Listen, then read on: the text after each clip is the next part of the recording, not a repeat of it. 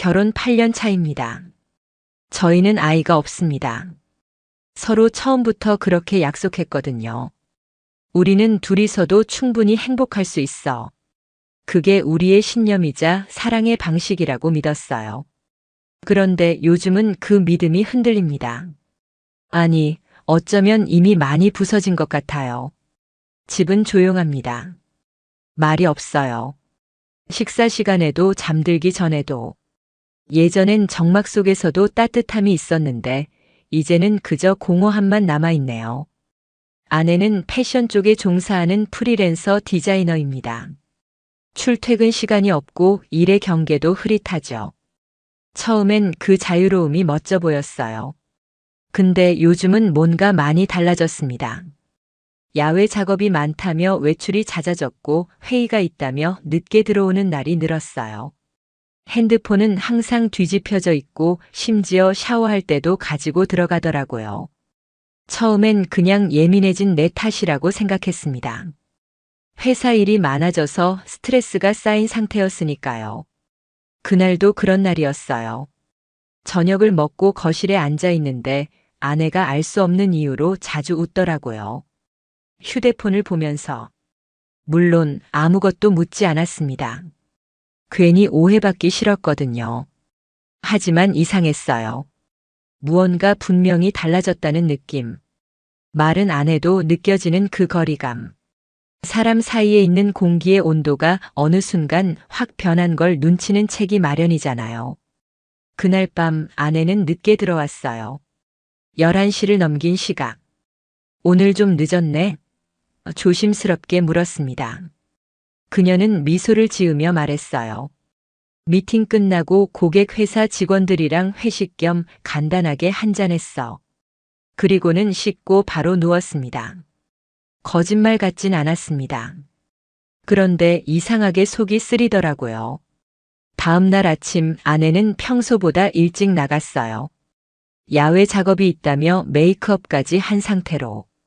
커피를 마시던 중 집에 있는 그녀의 노트북에 불이 들어와 있는 걸 봤습니다. 일부러 들여다보진 않았어요. 정말이에요. 다만 그 순간 문득 한 문장이 떠올랐습니다. 나는 그녀를 정말 알고 있는 걸까? 어쩌면 몰랐던 건지도 모르죠. 아내가 어떤 사람인지, 무엇을 느끼는지, 무엇을 감추고 있는지. 그날 이후로 작은 것들이 계속 마음에 걸리기 시작했습니다. 샤워하고 나온 그녀의 목에 남은 향수 냄새. 아내는 원래 향수를 거의 안 쓰는 사람이에요. 어느 날 식탁 위에 놓인 택배 상자. 명품 브랜드 로고가 선명한 작은 상자.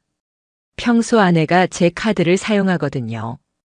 그런데 제 카드 사용 내역엔 그런 구매가 없었습니다. 이건 뭐야? 고객한테 받은 선물이야. 런칭 기념으로 받았어. 눈을 피하며 대답하더군요. 그냥 넘어갔어요. 하지만 가슴이 철렁했습니다. 그 말투, 그 눈빛이 너무 낯설었거든요. 하루 이틀 그렇게 시간이 흘렀습니다. 그러던 어느 날 평소처럼 퇴근해 현관문을 여는데 문득 이상한 생각이 들었어요. 이 집에 나만 살고 있는 건 아닐까? 서로 같이 있는데도 같이 있는 느낌이 전혀 없는 집. 결혼 초엔 이 집이 너무 좋았습니다. 함께 가구를 고르고 벽지를 고르고 소파 색깔 하나하나까지도 서로 맞춰보던 그 시간들. 지금은요. 그 모든 게 남의 집 이야기 같아요. 아내는 더 이상 저를 바라보지 않는 듯 했고 저도 점점 말을 아끼게 됐습니다. 아니, 어쩌면 겁이 났는지도 모르겠습니다. 그녀가 내게 무슨 말을 할까봐. 혹시라도 모든 걸 끝내자고 말할까봐. 그럴 용기가 제게는 없었습니다. 그래서 외면했어요. 애써 아무렇지 않은 척. 모든 걸 알면서도 모르는 척. 그게 더 나을 것 같아서요. 하지만 인간의 감각은 참 신기한 게 작은 틈 하나로도 큰 의심이 자라납니다. 그리고 그 틈은 곧 이름 하나에서 시작됐습니다. SNS는 원래 잘하지 않는 편입니다. 그날도 그냥 심심해서 예전에 쓰던 계정을 열어본 거였어요. 팔로우 목록도 몇 년째 그대로였고 별다른 알림도 없었습니다. 그런데 이상하게도 익숙한 이름 하나가 눈에 띄었어요. 한지석. 한참을 멈췄습니다. 머릿속이 하얘졌어요. 대학 시절 같은 과였고 꽤 친하게 지냈던 친구였습니다. 술도 자주 마셨고 연애 상담도 했던 그런 사이. 졸업하고 나서는 몇 년간 연락이 끊겼었고요. 그 이름이 아내 게시물에 댓글로 달려 있더라고요. 사진 너무 좋다. 감성 여전하네. 처음엔 그냥 반가운 마음이었습니다. 하지만 다시 보니 이상하게 신경이 쓰였어요.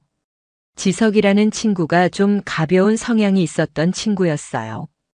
그런 지석이가 아내에게 감성 타령? 그것도 몇 개의 게시물에 연달아 댓글을 달고 있었습니다. 이거 뭐지? 괜히 찝찝한 마음이 들었죠. 그날 밤 자연스럽게 아내에게 물었습니다. 지석이 너도 알지? 대학 때 친구. 걔가 너 게시물에 댓글 달았던데? 아내는 잠시 멈칫하더니 그냥 웃으며 말했습니다. 아, 지석 씨? 요즘 일적으로 도움 좀 받고 있어. 촬영 코디네이터 한 명 소개해줬거든. 말은 자연스러웠지만 그녀의 눈빛이 묘하게 흔들리고 있었습니다.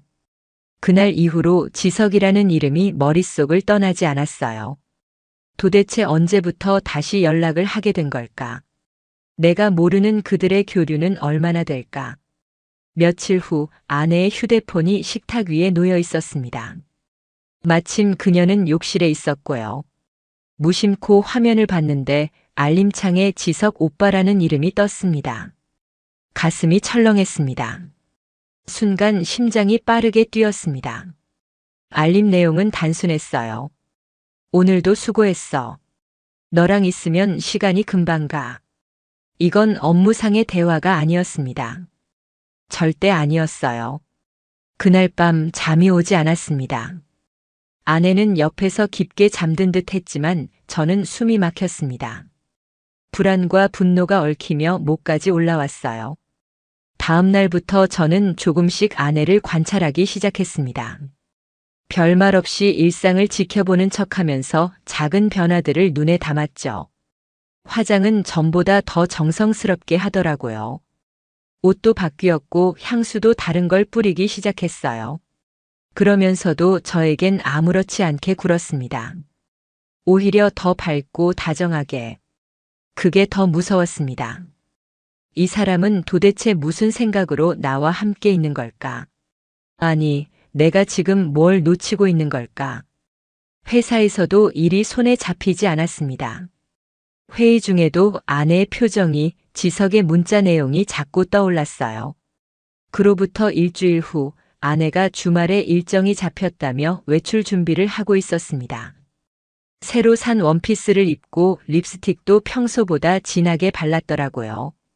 무심한 척 물었습니다. 같이 가는 사람 누구야? 코디랑 모델 한 명이랑. 지석 오빠도 근처 온다고 하더라.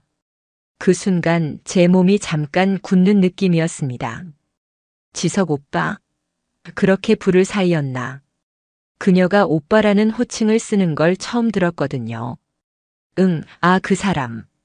말 편하게 하기로 했어 자연스럽게 대답하더군요. 하지만 그 웃음 저는 못 잊습니다. 분명 뭔가 감추고 있는 표정이었어요. 그날 오후 저는 그녀를 몰래 따라가 보기로 했습니다. 차를 몰고 100m쯤 뒤에서 조심스럽게 따라붙었습니다. 서울 성수동 한 카페 앞에 차를 세우더니 아내는 내리자마자 전화를 걸었습니다. 그리고 몇 분 후 지석이 나타났습니다. 멀리서도 한눈에 알아볼 수 있었어요. 익숙한 걸음걸이, 허리춤에 손을 얹는 습관까지. 그 사람 맞았습니다. 그들은 자연스럽게 인사를 나누고 어깨를 살짝 건드리며 웃더군요. 저는 그 장면을 차 안에서 지켜보다가 그만 핸들을 세게 움켜쥐었습니다. 그래, 그럴 수도 있지. 그냥 친한 거겠지. 애써 그렇게 말했죠. 그리고 그날 밤 저는 처음으로 그녀의 노트북 비밀번호를 풀어봤습니다. 그리고 그 안에서 충격적인 것들을 마주하게 됩니다. 비밀번호는 여전히 우리의 결혼 기념일이었습니다. 그 사실이 더 씁쓸하더군요. 겉으론 변한 게 없는 척하면서 속은 이미 전혀 다른 곳을 보고 있었다는 뜻이니까요.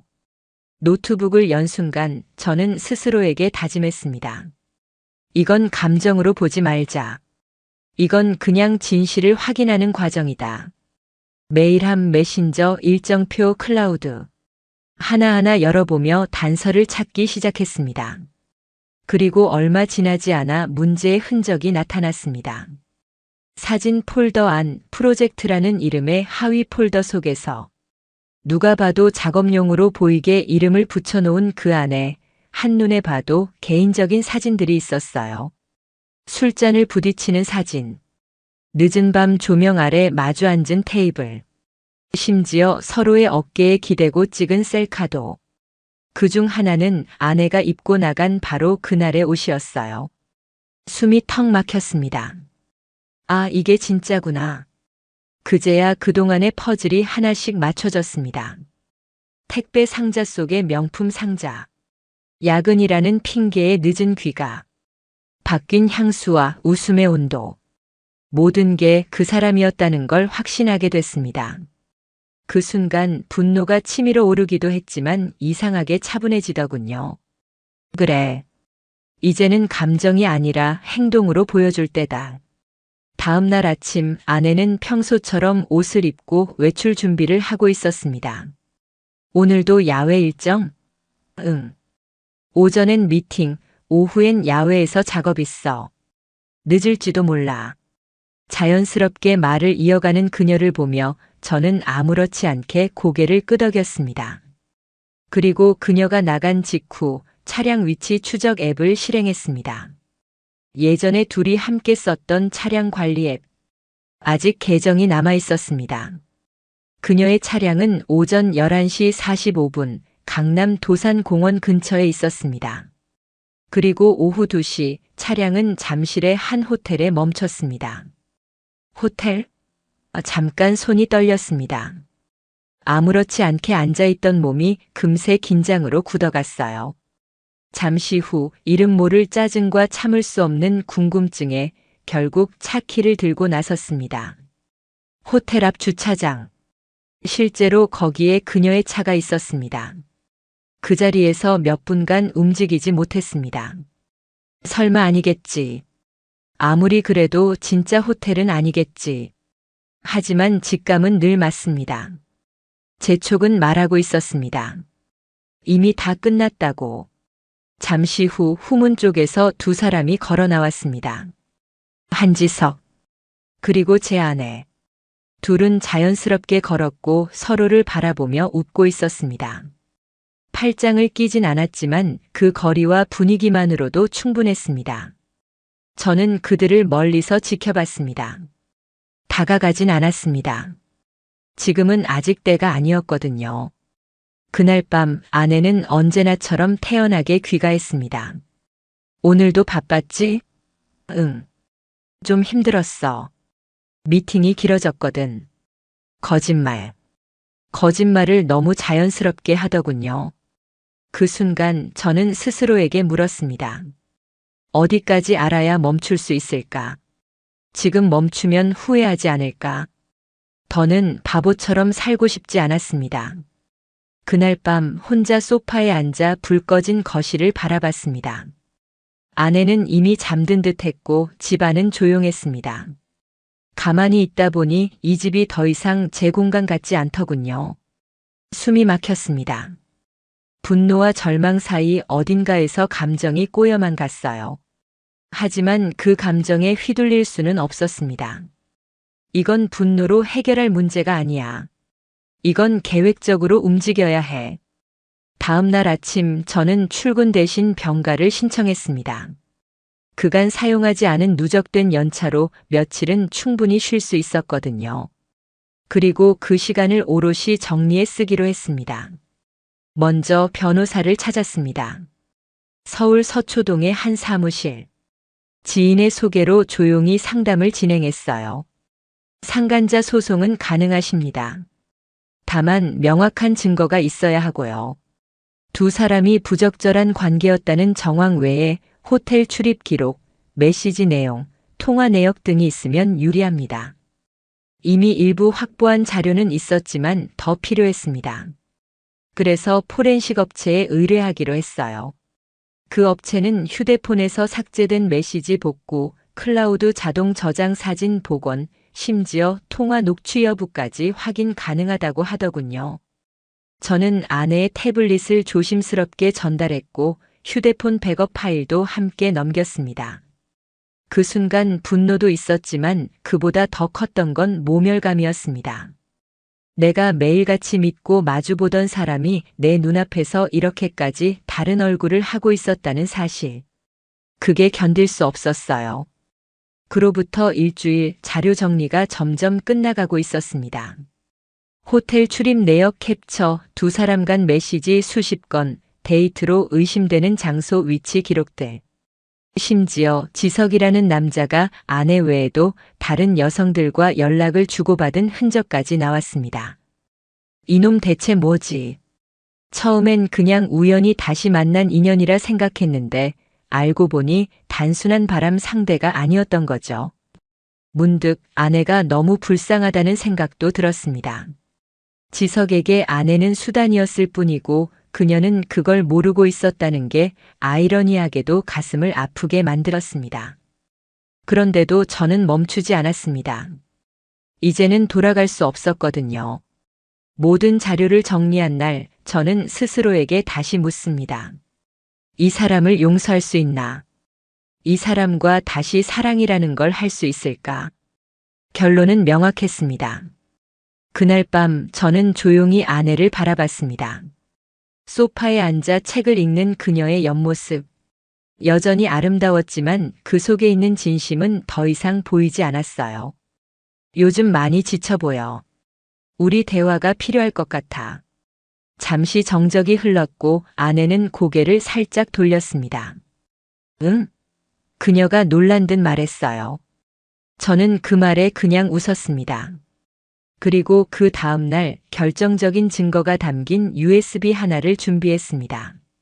모든 걸 정리해 담은 작은 장치 하나. 그걸 그녀 손에 직접 건네기로 마음먹었습니다. 제 심장은 요동쳤지만 감정은 없습니다. 복수는 감정이 아닙니다.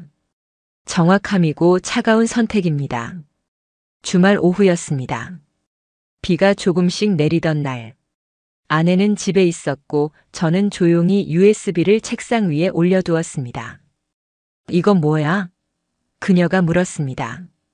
저는 눈을 피하지 않고 말했어요. 그냥 같이 보면 좋을 것 같아서. 우리 이야기야. 그녀는 잠시 망설이다가 노트북에 USB를 꽂았습니다. 그 안엔 하나의 폴더만 있었어요. 이름은 2024 기록. 그녀가 더블 클릭을 하자 정리된 폴더들이 열렸습니다. 위치 기록, 호텔 출입 내역, 메신저, 사진.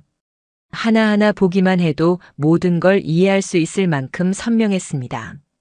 처음엔 놀란 눈치였습니다. 하지만 곧 그녀는 입술을 깨물며 말없이 화면을 쳐다봤어요. 사진 폴더를 클릭했을 때 그녀의 손이 살짝 떨렸습니다. 한참을 아무 말도 하지 않았어요. 그러다 결국 그녀가 조용히 말했습니다. 언제부터 알고 있었어? 충분히 오래됐어. 그 짧은 대화에 온몸이 무너지는 것 같았습니다. 숨이 막혔고 가슴이 찢어지는 듯 했어요. 왜 아무 말도 안 했어?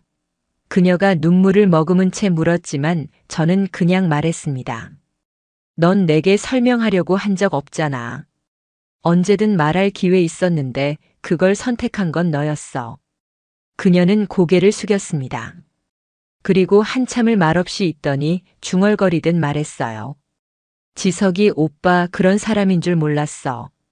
그 사람이 나한테만 그런 줄 알았어.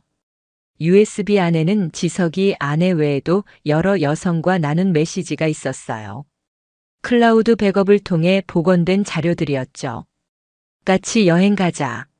넌 진짜 특별해. 다른 사람은 몰라. 너만 알아줘. 메시지 창의 상대 이름이 바뀔 뿐 내용은 거의 비슷했습니다. 말 그대로 복사한 듯한 감정의 언어들. 그걸 보며 저는 차라리 허탈했습니다. 배신감보다 더 큰 건 그녀가 그 말들에 진심으로 웃고 있었다는 사실이었습니다. 난 그냥 위로가 필요했던 것 같아. 그녀는 그렇게 말했습니다. 하지만 그 순간 모든 게 멀게 느껴졌습니다. 위로라는 단어가 이토록 이기적일 수 있다는 걸 처음 알았어요. 나는 늘 그녀 옆에 있었고 함께 밥을 먹고 대화하진 않아도 같은 공간을 지켜왔는데 그녀가 필요로 했던 위로는 낯선 남자의 말 몇 마디였던 겁니다. 그 사실이 너무 모욕적으로 느껴졌습니다. 그날 밤 우리는 각자 다른 방에서 잤습니다. 아내는 한마디도 하지 않았고 저도 아무 말 하지 않았습니다. 다음 날 아침 아내가 조심스럽게 물었습니다. 이혼할 거야? 저는 고개를 끄덕였습니다. 응. 그 대답 이후 그녀는 더 이상 묻지 않았습니다. 다만 어깨가 축 처진 채로 주방에 앉아 있었어요. 한참을 멍하게 앉아 있다가 그녀가 조용히 말했습니다. 미안해. 저는 그 말에 아무런 감정도 느끼지 않았습니다. 너무 늦었고 이미 무너진 신뢰는 되돌릴 수 없었으니까요. 그녀가 울었는지도 모르겠습니다. 그날 하루 저는 어떤 감정도 느끼지 않으려 애썼거든요. 이건 감정의 문제가 아니니까요. 그저 끝을 정리하는 일일 뿐. USB를 건넨 다음 날부터 저는 더 이상 아내와 눈을 마주치지 않았습니다. 그녀 역시 아무 말 없이 조용히 움직였습니다. 서로가 이미 끝이라는 걸 알고 있었거든요. 하지만 한 사람, 아직 아무런 대가도 치르지 않은 이가 있었습니다. 한지석. 그놈은 내 삶을 조용히 무너뜨린 존재였고 그런 주제에 책임감이라는 단어조차 몰랐습니다. 그를 직접 만나진 않았습니다. 그럴 필요도 없었고 내가 원하는 방식은 정면 충돌이 아니었으니까요. 제가 선택한 방법은 그의 일터를 통해 움직이는 것이었습니다. 지석은 중견 광고 대행사의 콘텐츠 팀장으로 일하고 있었습니다. 프리랜서와의 외부 협업이 잦은 만큼 이미 업계에선 나름 평판도 있고 영향력도 있었죠. 저는 준비해둔 자료들을 모았습니다. 그와 아내의 개인적 관계가 직업적으로 얽혀 있었다는 정황, 회사 자산을 개인 만남에 활용한 흔적, 심지어 다른 프리랜서 여성들과 나눈 부적절한 메시지까지. 이 모든 자료를 정리해 지석의 회사 대표 앞으로 익명 민원을 접수했습니다. 법률 상담을 거친 표현만 골라 단 하나의 문장도 허위로 보이지 않도록 했습니다. 민원이 접수된 지 며칠 후 지석의 이름이 회사 홈페이지 인사공지에서 사라졌습니다. 직접적으로 해고된 건 아니지만 콘텐츠 팀의 대외 협업 담당에서 배제됐다는 소문이 돌기 시작했죠. 지석은 그 후로도 몇 번 아내에게 연락을 시도했습니다.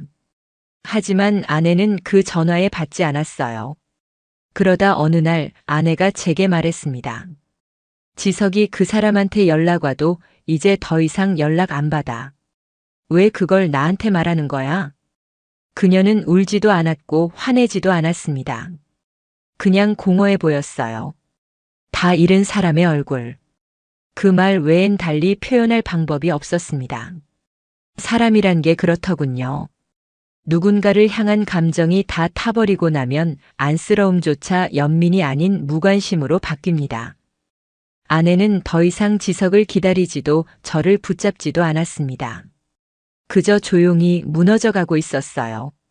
며칠 후 아내는 부모님 댁으로 잠시 다녀오겠다며 짐을 챙겼습니다. 작은 캐리어 하나. 그걸 보면서 생각했어요. 이 집을 떠나는 사람은 그녀지만 사실상 내 안에서 떠나보낸 건 이미 오래전이라는 걸. 아내가 현관문을 나서는 모습을 조용히 지켜봤습니다. 그리고 그 문이 닫힌 순간 이상하게도 안도감이 밀려왔어요. 사람이 이렇게까지 변할 수 있다는 걸 직접 경험하기 전까진 믿지 않았습니다. 하지만 결국 사람은 변했고 관계도 무너졌습니다. 단지 시간의 문제였을 뿐. 집안이 조용했습니다. 아내가 떠나고 나서 이곳은 더 이상 우리의 공간이 아니었죠. 소파, 식탁, 침대. 모든 가구는 그대로인데 공간의 온도가 완전히 달라졌습니다. 차갑고 비어있고 이상하게 낯설었습니다. 며칠을 그렇게 멍하니 보냈습니다. 감정이 들끓는 것도 아니고 분노가 타오르는 것도 아닌 그냥 아무 생각이 들지 않더군요. 그러다 문득 이제 마무리할 때가 됐다는 생각이 들었습니다. 그래서 변호사에게 전화를 걸었습니다. 이혼 진행해 주세요. 상대 측에도 통보해 주세요. 그 말이 내 입에서 나오는 순간 참 이상한 기분이었습니다. 슬프지도 시원하지도 않았어요. 그냥 해야 할 일을 했다는 느낌. 며칠 후 아내가 다시 집으로 왔습니다. 서류를 받기 위해서였죠. 식탁 너머로 마주 앉은 우리는 처음 보는 사람처럼 조용히 앉아 있었습니다. 그러다 그녀가 먼저 입을 열었어요. 여보, 나는 그냥 자기가 나한테 관심이 없어진 줄 알았어. 한참을 망설이다 겨우 꺼낸 말이었습니다. 저는 잠시 숨을 골랐습니다. 그래서 그걸 확인하려고 다른 사람을 만난 거야? 그녀는 대답하지 않았습니다. 그 침묵이 어쩌면 가장 정직한 대답이었는지도 모르죠. 용서해달라고 말하고 싶진 않아. 그럴 자격도 없고 이미 다 망가졌으니까. 그녀가 고개를 숙이며 말했습니다. 목소리가 떨리고 있었어요. 저는 조용히 서류를 꺼냈습니다. 이혼 합의서. 조건은 간단했습니다. 재산 분할 없음. 집은 제 명의로. 모든 권리 포기. 그녀는 아무 말 없이 서명을 했습니다. 그렇게 우리는 8년의 결혼 생활을 정리했습니다. 서류를 건네받은 후 제가 마지막으로 말했습니다. 용서를 구하는 건 내 자유야. 하지만 용서할 의무는 내게 없어. 그녀는 아무 말 없이 고개를 끄덕였습니다. 그 순간 가슴이 찢어지는 아픔이 밀려왔습니다. 이 사람이 한때 내가 전부였던 사람이었는데 이제는 남보다도 더 먼 존재가 되어버렸다는 사실이. 아내가 떠나고 서류를 봉투에 넣은 뒤 저는 그대로 거실에 앉았습니다. 눈물이 나지는 않았습니다. 하지만 온몸에 전율이 흘렀습니다. 마치 몸속 어딘가 내가 부여잡고 있던 무언가가 완전히 빠져나간 느낌이었어요. 그날 밤 아무것도 하지 않고 그저 조용히 커튼을 열었습니다.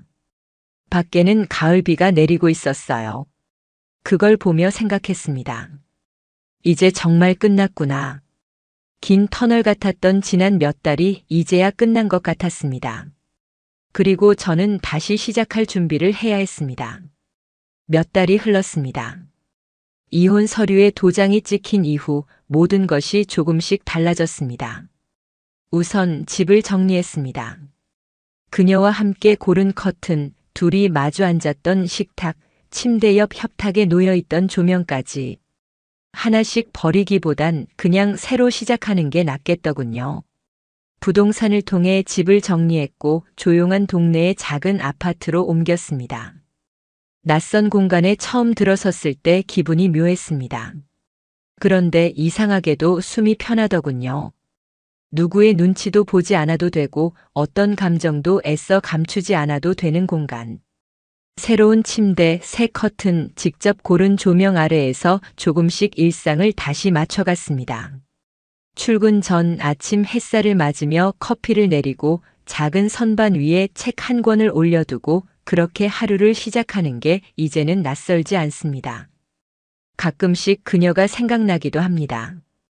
그 사람이 어떤 표정으로 그날 나를 마주했는지, 무슨 마음으로 지석을 만났는지. 하지만 이제는 더 이상 원망하지 않습니다. 그건 제 몫이 아니니까요. 그건 그 사람의 선택이었고 그 대가는 이미 충분히 치렀다고 생각합니다. 지석이 어떻게 살고 있는지는 모릅니다. 더 이상 궁금하지도 않고요. 다만 그 일이 없었다면 나는 지금 이 자리에 있지 못했을 겁니다. 그 고통스러웠던 시간들이 결국은 나를 다시 일으켜 세운 셈이니까요. 지금 이 순간 새로 이사한 집의 창가에 앉아 커피를 내리고 있으면 문득 그런 생각이 듭니다. 내가 무너졌다고 생각했던 그 순간 정작 무너진 건 나 자신이 아니라 내가 믿고 있었던 착각들이었구나. 나는 여전히 나고 나는 여전히 살아 있습니다. 그리고 무엇보다 나는 이제 나를 다시 지킬 수 있는 사람이 되었다는 것. 그게 이 이야기의 마지막이자 내 인생의 새로운 시작입니다.